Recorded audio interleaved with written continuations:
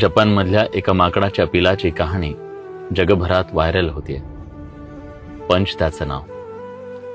जन्मानंतर काही दिवसातच त्याची आई त्याच्यापासून दुरावली. एकट्या पडलेल्या त्या माकडाच्या पिलाला बाकी माकडांनीही स्वीकारलं नाही, झिडकारलं. एकट्या पडलेल्या त्या माकडाच्या पिलाला एक खेळणी मिळाली. त्या खेळण्यालाच त्यानं आई म्हटलं. त्या खेळण्यातच त्यानं भाऊ आणि मित्र शोधला. त्या निर्जीव खेळण्याला त्यानं घट्ट मिठी मारली.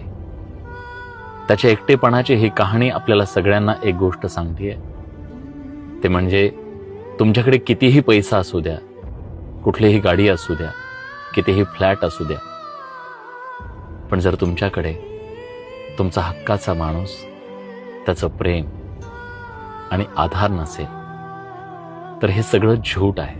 त्यामुळे आपल्यावर प्रेम करणाऱ्या माणसाची आपण कदर केली पाहिजे.